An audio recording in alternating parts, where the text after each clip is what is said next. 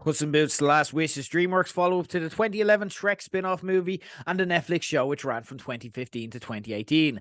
The plot sees Antonio Banderas as Puss hesitantly enter retirement, having realized that he's burned through 8 of his 9 lives, but he is inevitably coaxed out when he decides to upstage Florence Pugh's Goldilocks and her 3 bears in attempting to steal the Last Wish relic from John Mulaney's now big Jack Horner. On the quest, he finds himself teaming up with Salma Hayek's Kitty Softpaws and Perito, played by Harvey Guillen.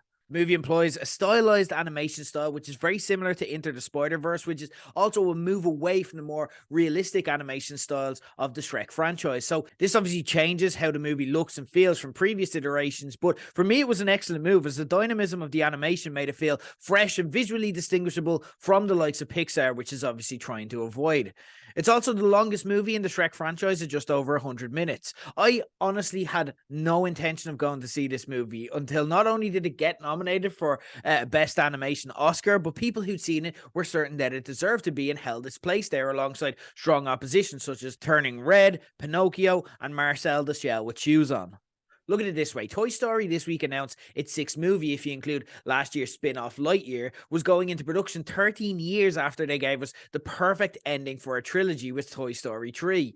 That was released 3 years following Shrek limping meekly out of relevance with its third and unquestionably worst offering. And yet somehow here we find ourselves in 2023 rolling our eyes at Toy Story being unable to just let it go, while somehow via this spin-off the Shrek wheel continues to spin. 9 lives indeed. This is the most impressive feat of Puss in Boots: The Last Wish. It isn't a particularly great movie for me that you need to go out of your way to see, although a lot of people disagree, and if you look at such as the ratings online, and obviously it's got nominated for awards, different people feel different ways, and you may do so as well. I think for me, I got one proper laugh out loud moment in the movie, but the plot is coherent enough, the characters are clever and likable enough, and the animation is enough of a visual treat that it justifies its existence.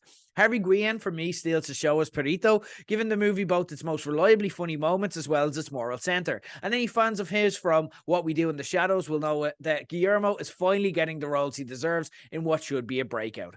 Meanwhile, Banderas continues to nail what I doubt he imagined would end up being his career-defining role. Pugh's Goldilocks and the Essex-inspired 3 bears led by Ray Winston hold the movie together, while Mulaney manages to ham it up just enough to make a character that could be shark jumping in other hands into something very funny and very entertaining. If you have a child in your life and you have a Saturday afternoon you want to do something fun with, this ticks the boxes of something the kids will love and the parents will find interesting enough to keep watching throughout. Which, again, more than it's just a really funny movie, you'll find it more interesting for how the hell they've managed to keep a fairy tale metaphor going for this long, and it still actually works.